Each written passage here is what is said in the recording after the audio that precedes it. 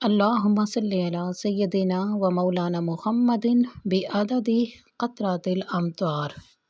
जब भी सब्ज़ी मंडी जाए ना तो वहाँ लाल लाल गाजरों को देख के दो ही ख्याल मन में आते हैं कि या तो इनका हलवा बना लिया जाए या इनसे तीखा सा चटपटा सा अचार बना लिया जाए। तो आज हम इसका हलवा नहीं बनाएंगे, अचार बनाएंगे। बिस्मिल्लाहिर्रहमानिर्रहीम। अस्सलाम वालेकुम माय यूट्यूब फैमिली, कैसे हैं आप? उम्मीद करती हूँ कि आप बिल्कुल ठीक होंगे और खैरियत से होंगे। तो आज आपके साथ इंस्टेंट अचार की रेसिपी शेयर करने जा रहे हैं, जो कि मैं उम्मीद करती हूँ कि आपको बेहद पसंद आएगा। अगर आपको मेरी ये रेसिपी अच्छी लगे तो आपसे रिक्वेस्ट है कि मेरी वीडियो को लाइक करके जाइएगा। चैनल पर अगर नए हैं तो काइंडली चैनल को सब्सक्राइब करके लाजमी जाइएगा। तो चलिए स्टार्ट करते हैं आज की ये इंस्टेंट सी चटपटी सी रेसिपी। तो इसके लिए यहाँ पे हमने सब्जियाँ ले ली हैं। मैं यहाँ पे मूली, गाजर और हरी मिर्च का जो है वो अचार बनाऊँगी।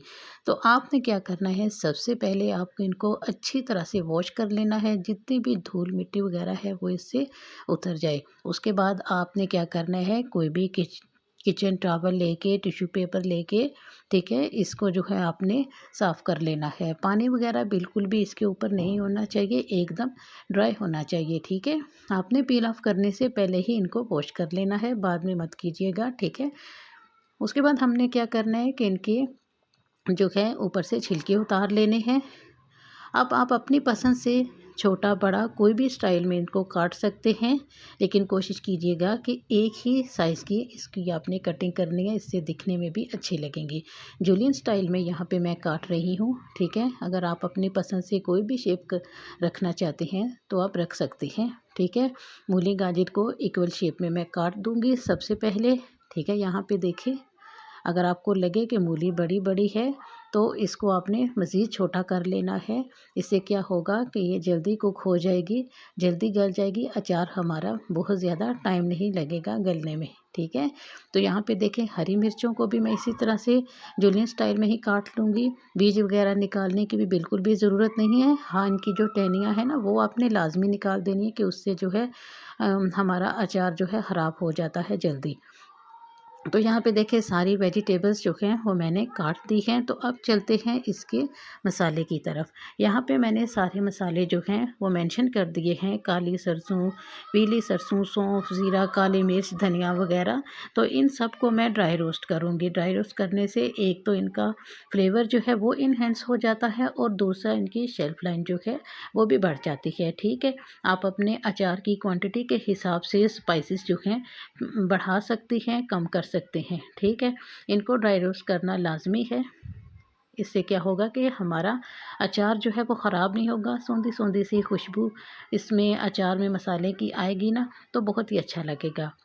इनको आपने खुशबू आने तक जो है ड्राई रोस्ट करना है। बहुत ज़्यादा आपने इसको ड्राई रोस्ट नहीं करना, वरना ये हमारे जो है स्पाइसेस कड़वे हो जाएंगे। ठंडा होने के बाद आपने इसको ग्राइंड करना है।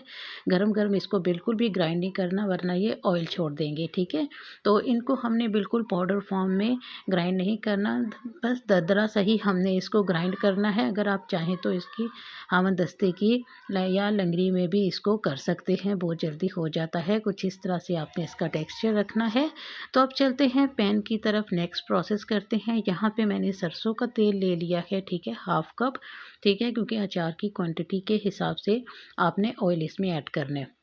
जब हमारा ऑयल जो है अच्छा सा गर्म हो जाए, इसमें से धुआं निकलना स्टार्ट हो जाए, जैसे कि आपको स्क्रीन में नज़र आ रहा है, तो इसमें मैं कश्मीरी लाल मिर्च जो है ना वो ऐड कर दूंगी। बहुत ही प्यारा सा कलर आएगा, ठीक है। हल्दी 1/4 टीस्पून जो है वो भी मैं इसमें ऐड कर दूंगी। यहाँ पे मैंने फ्लेम को बंद कर दिया है, ठीक है। फ्लेम को पहले बंद करके फिर आपने ये स्पाइसेस डालने हैं, अदरवाइज़ जो आपके स्पाइसेस वो जल जाएंगे, ठीक है। अब इसमें जो वेजिटेबल्स हमने कट करके रखी थी वो सारी इसमें ऐड कर देंगे, एंड देन इसको हमने फ्लेम को जो है आपने ऑन कर देना है। फ्लेम को ऑन करने के बाद 3 से 4 मिनट तक हमने इसको बिल्कुल लो फ्लेम पे कुक करना है, ताकि जो हमारी सब्जियां हैं ना, एक तो उनका मॉइस्चर भी थोड़ा सा कम हो जाएगा, और दूसरा जो है ये सॉफ्ट भी हो जाएंगे। 80% तक की आपने इसको कोशिश करने के सॉफ्ट कर लेना है, ठीक है।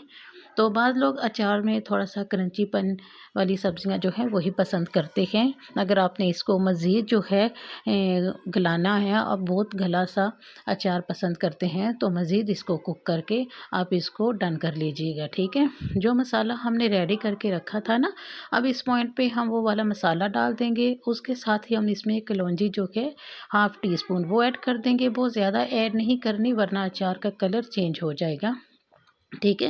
اس کے بعد یہاں پہ میں 2 ٹیبل اسپون جو ہے نمک ڈال دوں گی۔ اچار میں نمک کی کوانٹٹی زیادہ ہوتی ہے، یہ اچار کی شیلف لائن کو بڑھاتی ہے، اس سے اچار جو ہے خراب نہیں ہوتا، ٹھیک ہے۔ اس لیے نمک آپ کو یہ لگے گا کہ زیادہ ہے، لیکن یہ اچار کے حساب سے ہے، بالکل بھی زیادہ نہیں ہے۔ اچھی طرح سے اس کو مکس کر لیں گے ہم، اور اس کو تقریباً سے 4-5 منٹ کے لیے میں اس کو کوک کروں گی، ٹھیک ہے۔ میڈیم فلیم پہ کوک کروں گی۔ اگر آپ چاہیں تو اس طرح سے اس کو کور لگا کے بھی آپ کر سکتے ہیں۔ کور میں نہیں لگاؤں گی، اس سے کیا ہوگا کہ اس کی اسٹیم بنے گی، سبزیوں کا بہت زیادہ پانی ریلیز ہو جائے گا، گاجریں بالکل سافٹ ہو جائیں گی، اور مجھے تھوڑا سا جو ہے اچار میں کرنچی پن جو ہے وہ اچھا لگتا ہے۔ تو یہاں پہ دیکھیں اچھی طرح سے آپ نے اس کو کوک کرنا ہے، چمچ لگاتار چلانا ہے، ورنہ کیا ہوگا کہ نیچے سے جو اسپائسز وغیرہ ہیں وہ جلنے لگیں گے۔ اب یہاں پہ دیکھیں جی، میں نے فلیم کو بالکل سلو کر دیا ہے۔ یہاں پہ میں اس میں وائٹ ونیگر ایڈ کر دوں گی۔ وائٹ ونیگر ڈالنے سے ایک تو اچار میں کھٹا پن آتا ہے، اور دوسرا اگر اچار کو آپ سال بھر کے لیے اسٹور کرنا چاہیں تو تب بھی یہ خراب نہیں ہوتا۔ اب ہم نے اس کی کیا کرنا ہے، فلیم کو بند کر دینا ہے۔ جب تک یہ مکمل ٹھنڈا نہیں ہو جاتا نا، ہم نے اس کو کسی بھی چیز میں ڈال کے نا اسٹور نہیں کرنا۔ اچھا، اسٹور کرنے کے لیے آپ مرتبان مٹی کا لے سکتے ہیں، یا آپ کسی بھی شیشے کا جو کنٹینر وغیرہ ہے اس میں آپ نے اس کو اسٹور کرنا ہے، ٹھیک ہے۔ پلاسٹک کے کنٹینر میں اس کو آپ بالکل اسٹور نہیں کریں گے، اس سے یہ خراب ہو جائے گا، ٹھیک ہے۔ تو یہاں پہ دیکھیں ہمارا اچار ٹھنڈا ہو چکا ہے، اسٹور کرنے کے لیے ریڈی ہے۔ یہاں پہ دیکھیں کتنا ٹیسٹی چٹپٹا سا ہمارا اچار بن کے انسٹنٹ ریڈی ہو چکا ہے۔ اس کو ہم جو ہے شیشے کے برتن میں اس کو اسٹور کروں گی، ٹھیک ہے۔ اگر آپ کے یہاں دھوپ آتی ہے تو 3 دن کے لیے اس کو دھوپ دکھا دیجیے گا، یہ بالکل پرفیکٹ ہو جائے گا۔ ادروائز اس کو آپ کچن کاؤنٹر پر بھی رکھ کے یوز کر سکتے ہیں، بالکل بھی خراب نہیں ہوگا۔ تو آپ لمبے ٹائم تک آپ کا اسٹار ایسے ہی چلتا رہے، بالکل بھی خراب نہ ہو، تو اس کے لیے آپ کو تھوڑی سی احتیاط کرنی پڑے گی۔ آپ کو اس کو یوز کرنے کے لیے اس کے لیے بالکل بھی ڈرائی چمچ یوز کرنا ہے۔ جب بھی نکالیں صاف ستھرا ڈرائی چمچ جو ہے اسی کے ساتھ اپنا اچار نکالیں، اس سے آپ کی اچار کی شیلف لائن بھی بڑھے گی، اور آپ کا اچار جو ہے وہ کافی لمبے ٹائم تک چلے گا۔ تو انشاءاللہ نیکسٹ ویڈیو تک مجھے دیجیے اجازت۔ اپنے پیاروں کا بہت خیال رکھیں، اپنے والدین کا بہت خیال رکھیں۔ والدین اللہ تعالیٰ کی بہت بڑی نعمت ہوتے ہیں۔ انشاءاللہ کسی اچھے سے ریسیپی کے ساتھ ملاقات ہوگی۔ اللہ حافظ۔